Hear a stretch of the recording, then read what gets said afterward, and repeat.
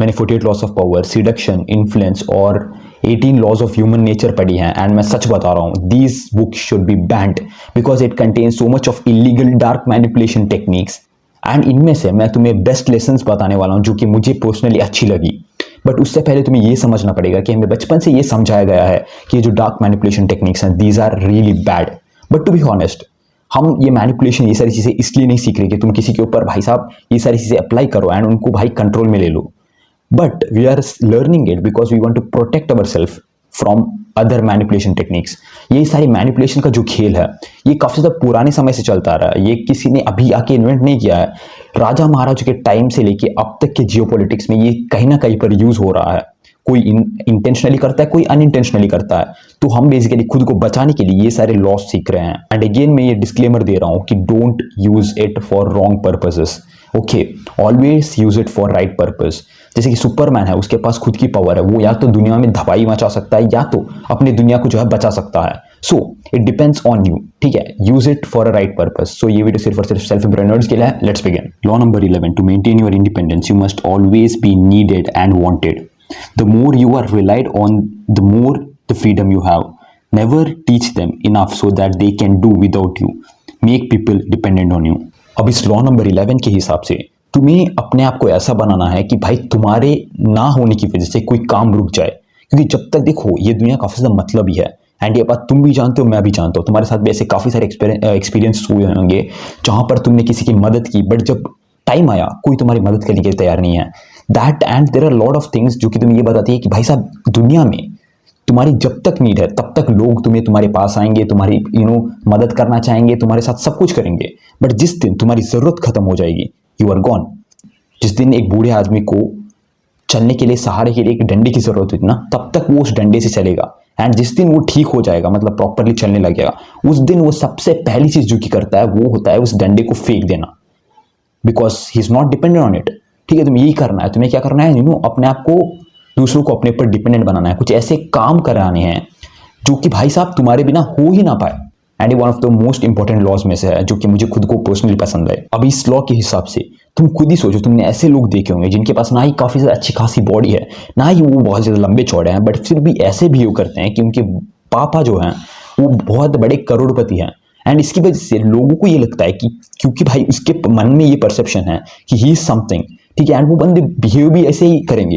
Like अपने पैर को भाई साहब ऐसे ऊपर रख के बैठेंगे, भाई साहब ऐसे बात करेंगे जैसे कि भाई साहब पता नहीं क्या है। एंड इसे देख के सामने वाले ये सोचता है कि भाई if he treats himself like this he must be worthy for respect. And तुम खुद ही सोचो, तुम्हारे पास क्या नहीं है, तुम हो सकता है फिट हो, तुम हो सकता है भाई साहब अच्छे दिखते हो, बट फिर भी अगर तुम एक बेवकूफ की तरह एक्ट करोगे तो लोग भी तुम्हें उसी तरीके से ट्रीट करेंगे। So self respect starts at the day when you start to respect yourself. तो भाई थोड़ी सी अपने आप को इज्जत दो। मैं जानता हूं कि तुम इतने हकदार नहीं हो, बट थोड़ा सा अपने आप को बेटर ट्रीट करो। Law number 46, never appear to be perfect.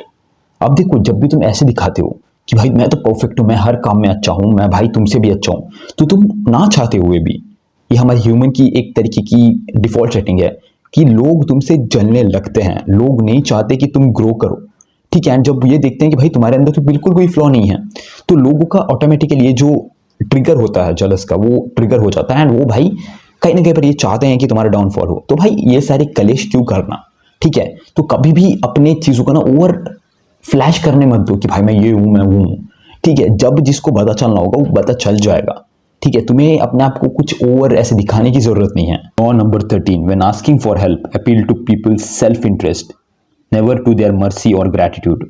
अब जब तुम किसी से भी मदद मांग रहे हो या फिर जो कुछ भी तुम सामने वाले से चाहते हो, एक बार इस चीज को फ्लिप करके देखो कि अगर मैं उसकी जगह होता तो मैं सामने वाले से ऐसा क्या एक्सपेक्ट कर रहा होता कि मैं उसके साथ जुट जाता।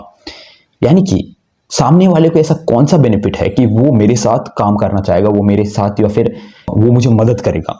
तो ऐसे पॉइंट्स को ढूंढो एंड सामने वाले के सेल्फ इंटरेस्ट पे अपील करो कि भाई अगर तुम मेरे बिजनेस के साथ दोगे तो मैं भाई तुम्हें इतना ज्यादा प्रॉफिट दूंगा, तुम्हें ये मिलेगा वगैरह वगैरह, ठीक है। अगर तुम बस बकचोदी करने के लिए बस भाई ये वो प्लीज प्लीज मदद कर लें, तो भाई मेजोरिटी ऑफ द लोग जो हैं तुम्हारी मदद करना नहीं चाहेंगे। वेयर अगर तुम उनके सेल्फ इंटरेस्ट पे अपील करोगे so there is a higher probability. भाई कुछ 48 लॉज ऑफ पावर के लॉज। अब हम बात करेंगे सिडक्शन के बारे में। इससे पहले कि मैं सिडक्शन के बारे में बात करूं, तुम्हें सिडक्शन में जो आर्किटाइप है उसके बारे में समझना पड़ेगा। बट अभी आर्किटाइप क्या है?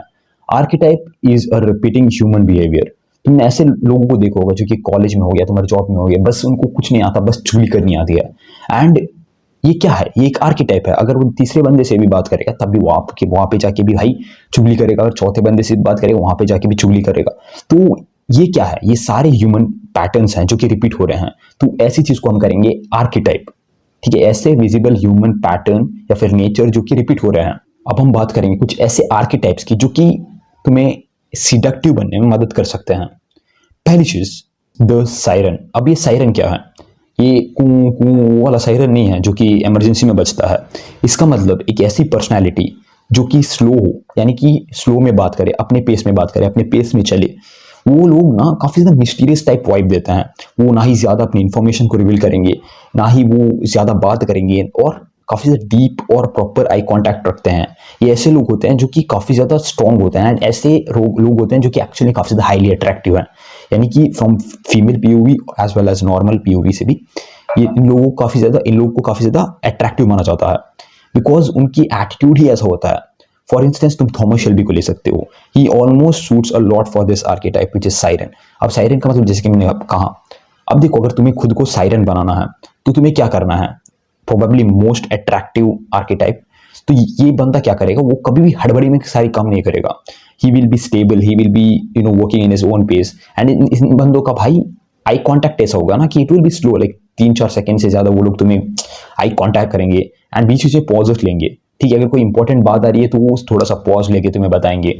तो ये सारी चीजें जो है एक तरीके की मिस्ट्री बिल्ड करती है, एक तरीके की प्रेजेंस बिल्ड करती है, जो कि इस टाइप के आर्केटाइप के लोग भाई साहब बना सकते हैं। तो तुम्हें यही 3-4 चीजें जो है फॉलो करनी है, स्लो बात करनी है, अपने पेस में चलना है, पॉज लेना है, एंड डीप आई कांटेक्ट जो है बनाना है।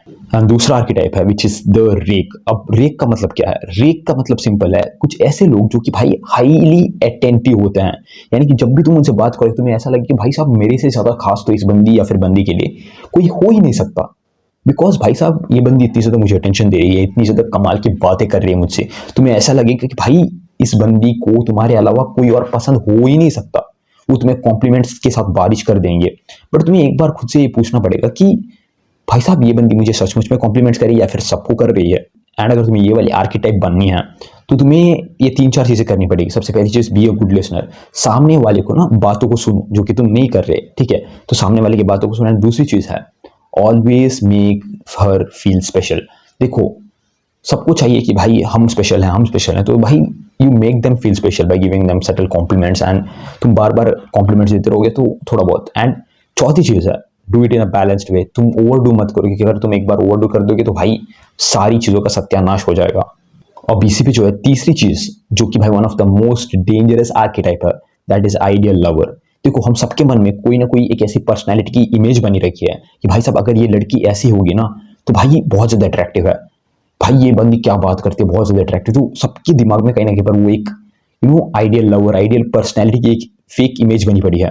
तो अगर तुम सामने वाले की पर्सनैलिटी को जान के अपनी गिरगिट की तरह पर्सनैलिटी बदल सकते हो तो तुम लिटरली किसी को भी अपने वश में कर सकते हो। And the reason why I am saying this is, तुम्हें ऐसे काफी सारे लोग मिलेंगे जो कि अपनी लिटरली पर्सनैलिटी को गिरगिट की तरह बदलते हैं, जो कि लड़कों के साथ कुछ और होते हैं, लड़कियों के साथ कुछ और होते हैं, उनके बेस्ट फ्रेंड के साथ कुछ और होते हैं। तो दे हैव मल्टीपल पर्सनैलिटीज। जैसे कि क्रोम में कुछ तुम्हारे 3-4 अकाउंट होते हैं, तो इस तरीके की उनके पास 3-4 पर्सनैलिटीज होते हैं जिनके ऊपर वो स्वैप करते रहते हैं। एंड इनकी सबसे बड़ी खासियत होती है कि वो लोगों को रीड करना चाहते हैं कि इस बंदे की क्या डिमांड है, उसकी तरह खुद को भाई कस्टमाइज कर लेंगे। बेसिकली कस्टमाइजेबल पर्सनैलिटीज होती है। एंड अगर तुम्हें ये वाली आइडियल लवर वाली आर्केटाइप चाहिए तो तुम्हें सिंपली करनी पड़ेगी, ये 3-4 चीजें करनी है। That is first of all, तो तुम्हें सामने वाले पर्सन को समझना पड़ेगा कि सामने वाले पर्सन को क्या चाहिए, उसकी दिमाग में किस तरीके की एक आइडियल इमेज बनी पड़ी है। एंड इसे समझ के तुम्हें अपने आप के कस्टमाइज्ड पर्सनैलिटी में समझना पड़ेगा, झोंकना पड़ेगा। अगर किसी की इमेज ये है कि वो काफी ज्यादा बॉलीवुड की मूवीज देखी, उस टाइप की भाई लाइफ चाहता है, उस टाइप का कोई बंदा चाहता है, बंदी चाहता है, तो तुम उसी पर्सनैलिटी को कॉपी करके तुम अपने आप को एक डिफरेंट पर्सनैलिटी बनाओगे जो कि उस वाले बंदी को अट्रैक्टिव लगे। सामने वाले को वही दिखाओ जो वो देखना चाहता है। It's as simple as that. तुम्हें इसी माइंडसेट का पालन करना है। तुम्हें सामने वाले की जितनी हो सके उतनी ज्यादा इन्फॉर्मेशन निकालनी है। जितना ज्यादा तुम्हें इन्फॉर्मेशन मिलेगा उतना ज्यादा तुम्हें समझ में आएगा कि सामने वाले को क्या चाहिए, एंड उसी प्रकार से तुम अपनी गिरगिट की रंग बदल सकते हो।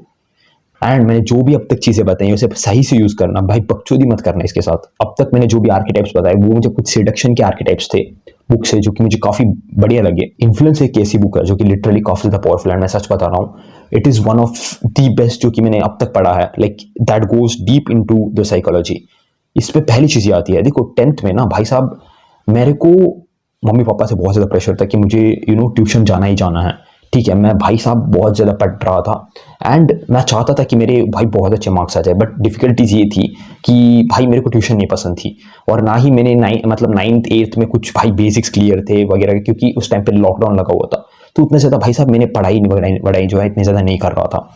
एंड मेरे को डर भी था अंदर से, भाई अगर मेरे को अच्छे मार्क्स नहीं आए तो भाई सोसाइटी ताने मारेगी, मेरे मम्मी पापा ताने मारेंगे, क्योंकि भाई तू तो ट्यूशन तो नहीं गया। तो भाई साहब मैं ट्यूशन नहीं गया एंड घर पे बैठ के पढ़ाई की मैंने उस टाइम पे, एंड मैंने लिटरली 92% लाया। मेरे लिए तो वो बहुत बड़ी बात थी उस टाइम पे।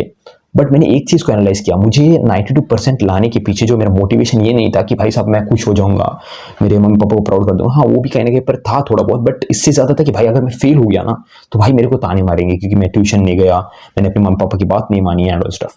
तो मैं ये क्यों बता रहा हूँ, because that is the first thing of influence जो कि है फियर मॉन्गरिंग।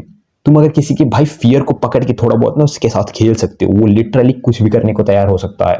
देखो ह्यूमन बेसिकली दो चीजों के ऊपर काम करता है, सबसे पहली चीज प्लेजर, दूसरी चीज पेन। पेन यानी कि तुम्हारा फियर हो सकता है, तुम भाई अगर उनके साथ इस प्रकार से खेल सकते हो तो वो तुम्हारे लिए कुछ भी करने के लिए तैयार है। दूसरी चीज बिल्ड कंप्लायंस। मिस्टर कुमार को एक अननोन नंबर से कॉल आता है जो कि बताता है कि वो सीनियर ऑफिसर है लॉ एनफोर्समेंट का, एंड उसे मिस्टर कुमार का नाम, उसका एड्रेस और पेमेंट की डिटेल्स भी पता होती हैं। तो मिस्टर कुमार को ये बात यकीन हो जाती है कि भाई साहब ये बंदा जो है सच बता रहा है। बट आगे जो बताता है उसके होश उड़ जाते हैं। बंदा है जो कि ये बता रहा है कि खुद को सीनियर ऑफिसर बता रहा है, वो ये कहता है कि उसका नाम यानी कि मिस्टर कुमार का नाम जो है इलीगल एक्टिविटीज में पाया गया है, मनी लॉन्ड्रिंग, ड्रग्स के वगैरह वगैरह। तो उसके भाई साहब पैरों तले जमीन खिसक जाती है कि मैंने ये सब तो कुछ किया ही नहीं है, बट मेरा नाम इस पे कैसे आ सकता है। अब असली बात आती है, वो सबसे पहले ये कहता है कि भाई साहब तुम 50,000 भेज दो, हम इस केस को यहीं पे दफना देंगे एंड किसी को कुछ पता नहीं चलेगा। अब भाई पहले ही वो फियर मॉन्गरिंग का शिकार हो चुका था एंड इसके चक्कर में वो अपनी 50,000 जो है दे देता है। एंड उसके बाद कुछ टाइम बाद ये कहता है कि हमें और पैसे की जरूरत है, हमें 1 लाख भेजो। एंड ऐसे करते करते ठीक है वो लोग लिटरली काफी ज्यादा वो बंदा अपने पैसे को दे देता है, ऑलमोस्ट करोड़ों में वो पैसे को भाई साहब उस बंदे को दे देता है जो खुद को पुलिसमैन बता रहा है, या फिर वो खुद को भाई साहब वो एक नंबर का फ्रॉडस्टर है। बट उसने यहाँ पर क्या टेक्निक का इस्तेमाल किया, अगर तुम समझोगे कि ये जो साइकोलॉजी वगैरह है वो हर जगह यूज की जा रही है, चाहे वो कोई फ्रॉडस्टर हो, चाहे कोई एंटरप्रेन्योर हो, ये ऑलमोस्ट बेसिक एरियाज जो कि तुम्हें सक्सेसफुल बनाने के लिए यूजफुल हैं उन सारी जगह यूज हो रही हैं। अब इसमें इसने ये किया कि इसने एक कंप्लायंस बनाई, यानी कि स्टार्टिंग में थोड़ा सा छोटा सा फेवर मांगा, मतलब छोटा तो नहीं था बट धीरे धीरे करके उसने प्रोग्रेस किया। उसने स्टार्टिंग में करोड़ों में रुपए नहीं मांगे, उसने स्टार्टिंग में 50,000 मांगा, 1 लाख मांगा, जैसे जैसे करके भाई उसका इन्वेस्टमेंट बढ़ता गया। He had no other choice than giving it up. And इसको हम यस टेक्निक भी कहते हैं। यस टेक्निक में क्या है, जैसे कि how to influence and influence people में भी है, जैसे यस टेक्निक मैंने कहा, तुम सबसे पहले छोटे से एक फेवर मांगते हो एंड उसके बाद थोड़ा बड़ा, उसके बाद थोड़ा बड़ा, एंड इसके कैसे करते करते सामने वाला तुम्हें लिटरली कुछ भी देने को तैयार हो जाता है। एंड ये एक प्रूफ की तरह भी काम करता है कि मैंने भाई दे रखा है, अब वैसे भी ये भी दे रखा है तो भाई ये भी दे देते हैं। That's what building compliance means. अब अगली चीज, ये जो साइबर के लोग करते थे, मतलब साइबर क्राइम के, वो लोग जब भी फोन करते थे ना तो वो अर्जेंसी दिखाते थे, यानी कि भाई साहब तुम अभी डाल दो या वरना तुम्हारे घर पे रेड हो जाएगी पुलिस की। तो उस तरीके करके जो सामने वाले विक्टिम होता है उसको भाई साहब मैनिपुलेट करते थे। देखो अर्जेंसी एक ऐसी चीज है जो कि भाई तुम्हें सोचने का टाइम नहीं देती। ठीक है, अगर तुम भाई साहब 1-2 घंटा बैठ के ये सोचोगे कि आखिर हो क्या रहा है तो तुम्हें बहुत सारे लूप होल्स दिखेंगी, क्योंकि सामने वाला जो फ्रॉडस्टर है वो कहीं ना कहीं पर कुछ ना कुछ छोड़ ही देता है। बट वेराज जब बात अर्जेंसी की आती है, जब एक सेंस ऑफ अर्जेंसी होती है कि भाई साहब अभी नहीं किया तो भाई गया, तो भाई तब उस टाइम पे तुम्हारे पास कोई और चारा नहीं होता कि rather than you give up your stuff and all. तो समझ रहे हो, तो ये एक अर्जेंसी क्रिएट करनी होती है एंड यहीं पे ये एक लॉ है। अब एक और पैटर्न जो कि बार बार रिपीट होता है साइबर क्राइम में, that is they try to isolate people. जैसे कि हमारा जो मिस्टर कुमार का जो ये था केस था, उसमें भी भाई उन लोगों ने ट्राई किया कि थोड़ा सा आइसोलेट किया जाए। एंड ऐसे काफी सारे तुम्हें साइबर क्राइम्स मिलेंगे जहां पर लोग क्या करते हैं, कॉल करते हैं, थोड़ी सी फियर मॉन्गरिंग करते हैं, और उसके बाद कंप्लायंस बिल्ड करते हैं एंड उसके बाद धीरे धीरे करके आइसोलेट करते हैं बाकी जगत से। क्योंकि जब तुम किसी और से बात करोगे उनके डिफरेंट व्यूज होंगे, तुम्हारे भी डिफरेंट व्यूज होंगे, तुम्हें काफी कुछ समझ आएगा। तो they do not want you to speak with people, तो वो लोग क्या करते हैं, आइसोलेट करते हैं। तो तुम क्या कर सकते हो भाई, ये सारी चीज़ें काफ़ी ज़्यादा डार्क हैं, मतलब मैनिपुलेशन टेक्निक्स जो हैं। तो प्लीज़ प्लीज़ मैं बता रहा हूँ फिर से कि इसे गलत इस्तेमाल मत करना। तो भाई मैंने अब तक जो भी बताया that is from influence book, ठीक है। अब मैं बता रहा हूँ the laws of human nature. तो इसमें तो भाई बेसिकली बहुत ज़्यादा है, बट अगर मैं और ज़्यादा बताऊंगा तो भाई वीडियो जो है लंबी हो सकती है। तो मैं इसी में सिमट रहा हूँ, एक लॉ बताऊंगा बेसिकली तुम्हें। एंड आगे अगर तुम्हें इसके एक कंटिन्यूड सीरीज चाहिए तो वो कमेंट कर देना वगैरह वगैरह। एंड इसमें अगर रिस्पॉन्स अच्छा आता है तो मैं एक और सीरीज भी बना दूंगा। बट इसमें से मैं एक तुम्हें लॉ बता देता हूँ, दैट इज, एंड ये लॉ नंबर 2 है बेसिकली, दैट इज नार्सिसिज्म। देखो नार्सिसिस्ट एक ऐसे लोग होते हैं जिनका भाई चाइल्डहुड अच्छा नहीं होता, उनको बचपन से ही अटेंशन नहीं मिला होता बेसिकली। एंड वो वही चीज़ सामने वाले के तरफ जो है प्रोजेक्ट करते हैं। जैसे कि अगर एक बंद हो गया जिसकी भाई लाइफ जो है अंदर से भाई पूरा टप है, तो वो बाकी दुनिया को कैसी नज़र से देखेगा, उसी नज़र से देखेगा भाई सारी दुनिया भाई मदरबोर्ड है। तो सेम उसी तरीके से, तो अब ये नार्सिसिस्ट लोग इस प्रकार के होते हैं कि उनको भाई अपनी ईगो नहीं झेली जाती, कि अगर तुम उनके साथ भाई कुछ भी ऐसी छोटी मोटी चीज़ें कर दोगे तो भाई उनको बड़ा गुस्सा आएगा, उनकी ईगो बहुत ज़्यादा फ्रेजाइल होती है। एंड तुम्हें समझना पड़ेगा कि ऐसे लोगों से डील करना या फिर ऐसे लोग की साइंस समझने के लिए तुम्हें भाई वो खुद बता देंगे वो नार्सिसिस्ट है, क्योंकि उनको छोटी छोटी बातों में भाई साहब गले में अटक जाती है चीज़ें। And they need attention time by time, उनको अटेंशन किसी न किसी माध्यम से चाहिए होता है, क्योंकि वो बचपन से उनको ज़्यादा अटेंशन वगैरह नहीं मिला होता।